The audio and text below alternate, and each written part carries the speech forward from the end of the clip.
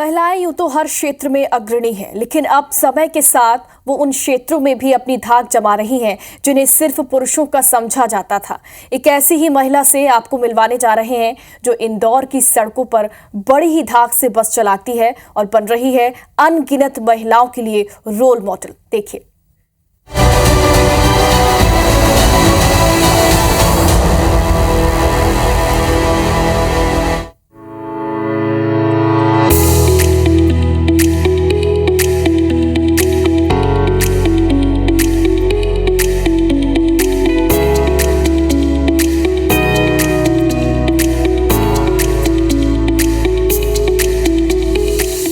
महिलाएं देश की वो शक्ति है जो हर नामुमकिन काम को भी मुमकिन कर दिखाती है। नारी है तो शक्ति है, नारी है तो कल है। ये वो नारे हैं जो हर बार नारियों के लिए हमें सुनने को मिलते हैं, लेकिन आज हम आपके सामने इंदौर से एक ऐसा उदाहरण पेश करेंगे जिसे देखकर आपको भी लगेगा कि वाकई नारियां जो है वो सब पर भारी है। इस वक्त हमारे साथ मौजूद है इंदौर के आई बस चालक रितु नारवाल जी। ये पिछले 11 सालों से बस चला रही हैं और आज भी वे अपने उस मुकाम पर पहुंच चुकी है जो यहाँ पर इंदौर के तमाम बस ड्राइवर्स हैं। और ऐसे में रितु नारवाल जी को पूरा इंदौर जो है वो जानता है। उन्हें जानने का सबसे मुख्य कारण यही है, वे एक महिला होकर बस चलाती हैं।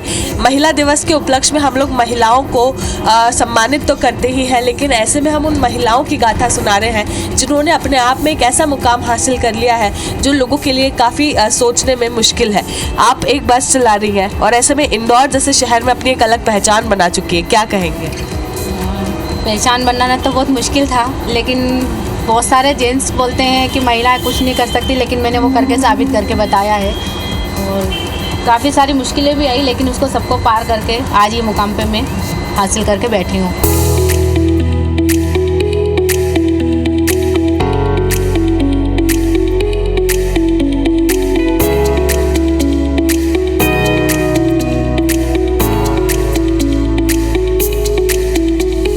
रितु जी, आपसे सबसे पहले मैं ये पूछूंगी कि कैसे आपने अपना ये करियर शुरू किया, कैसे सोचा आपने कि मैं बस चलाऊंगी?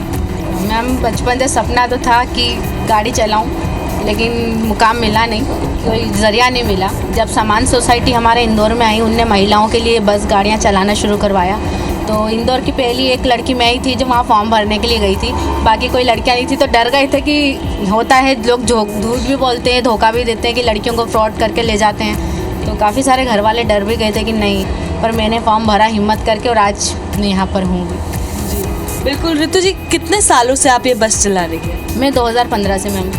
2015 से, यानी कि 11 साल हो चुके हैं आपको बस चलाते? जी मैम। सबसे पहले मैं स्कूल की बस चलाती थी, जो स्पेशल बच्चे थे टेलीफोन नगर में बंगाली चौराहे के पास।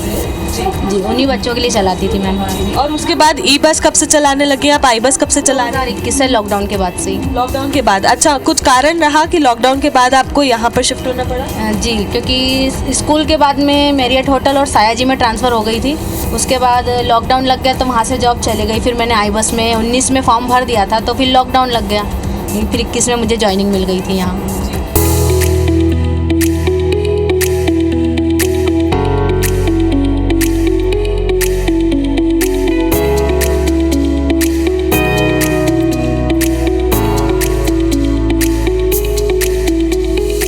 यहाँ पर बस चलाने में आपको कोई और स्पेसिफिकेशन की ज़रूरत पड़ी, कोई और तैयारी की ज़रूरत पड़ी?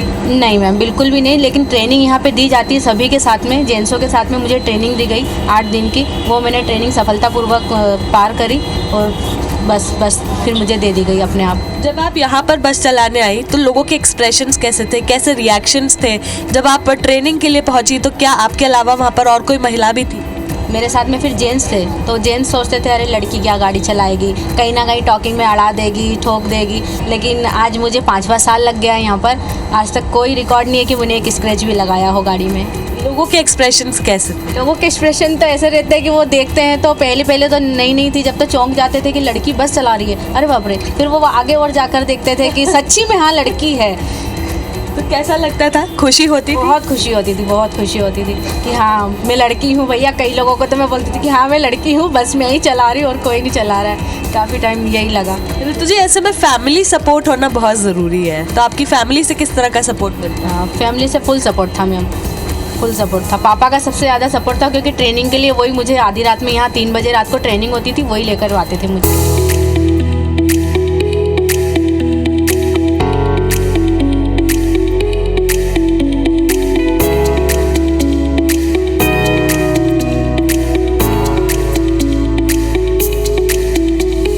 अभी आप अकेले हैं, मतलब आपने शादी नहीं की है? नहीं, अभी मैंने शादी नहीं। आगे कोई प्लानिंग है? प्लानिंग है जी। अच्छा, तो उसके बाद भी आप अपना करियर कंटिन्यू रखना चाहेंगी? बिल्कुल बिल्कुल, मैं अपना करियर नहीं छोड़ सकती। क्या बात है। अच्छा, क्या कारण है कि हम हमारे करियर को लेकर इतने ज़्यादा फोकस्ड है? खुशी होती है आज इस तरह की महिलाओं को देखकर?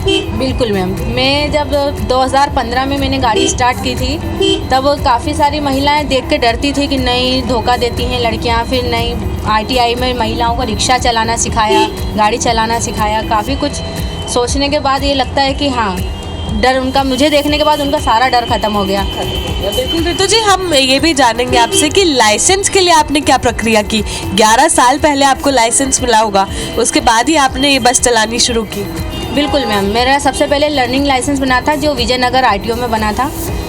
उसके अर्चना मैम करके थे जिन्होंने हम लोगों का लाइसेंस बनवाया था। हम 10 लड़कियां थी। अच्छा जी। तो आपने सीधे बस का ही लाइसेंस बनवाया था? नहीं नहीं मैम, लर्निंग था, फिर उसके बाद टैक्सी परमिट हुआ। टैक्सी परमिट के बाद फिर मैंने सीधे हेवी विकल्प करवा दिया। तो आपने ये जब बस का लाइसेंस लिया तब आपको क्या चैलेंजेस फेस करने पड़े? कोई टेस्ट देना पड़ा?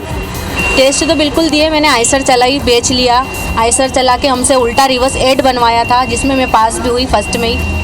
और काफ़ी सारे जेंट्स हाथ मतलब थक गए थे कि नहीं उल्टा रिवर्स नहीं बन रहा है, किसी की बाउंड्री चढ़ गई, लेकिन मैंने एक ही बार में रिवर्स लगा दिया था। अच्छा, कभी फेल हुए टेस्ट में? नहीं, कभी नहीं, पहली बार में लाइसेंस मिल गया? लाइसेंस मिला बिल्कुल। अच्छा, आइशर चलाया मतलब ट्रक चलाया? जी, छोटा मिनी आइसर जो होता है। तो उसको चलाने में कोई परेशानी नहीं हुई? नहीं, बिल्कुल नहीं। कोई परेशानी नहीं।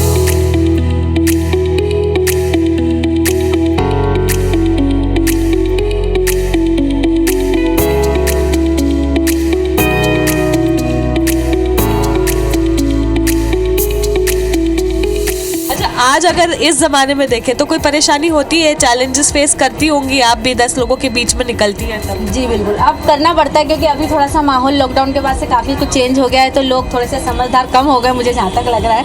वो बेवकूफ़ियत ज़्यादा करते हैं। जी, किसी के ताने कभी सुनने के लिए मिले? बहुत मिले। जब मैं नई नई गाड़ी सीखती थी, जब बहुत ताने मिलते थे। जेंट्स और मुझे बोलते थे यहाँ क्यों चलाती, जंगल में जाके चलाना, ये कोई तुम्हारे लिए नहीं है बोले। अच्छा जी। और फिर आपने कैसे फेस किया, कैसे उसे ओवरकम किया? आज जब वो लोग मुझे देखते हैं तो बोलते हैं कि सल्यूट मार के जाते हैं कि जीत के मानी आखिर ये। क्या बात है, कैसा लगता है जब सल्यूट मारते हैं? बहुत अच्छा लगता है। अच्छा, आपको देखने के बाद कभी कोई आप तक आया कि मैम हम भी आपके जैसे करना चाहते हैं, आपकी जैसी बस चलाना चाहते हैं, आगे बढ़ना चाहते हैं? हाँ, जेंट्स जो मैजिक वाले, रिक्शा वाले जो मुझे बोलते थे कि तुम लोगों के लिए जगह यहाँ नहीं है, वही आज मुझे बोलते हैं कि उस्ताद बोले हमारे लिए जगह है क्या यहाँ पे। मतलब अब महिलाएं तो आगे आई थी, लेकिन आपको देखकर जेंट्स भी आपकी बराबरी करना चाहते हैं। बिल्कुल बिल्कुल। इंदौर की रितु नारवाल जी, जिन्होंने अपनी एक अलग पहचान बनाई है, खुद से पहचान बनाई है, और किस तरह से वे लोगों से कंधा मिलाकर, उनके चैलेंजेस सुनकर, उनके ताने सुनकर, और जो अपने डे टू डे चैलेंजेस हैं उन्हें ओवरकम करके आज भी इंदौर में अपनी एक नई पहचान बनाई हुई है। कैमरामैन संतोष जाठुन के साथ निहारिका शर्मा, IBC 24 इंदौर।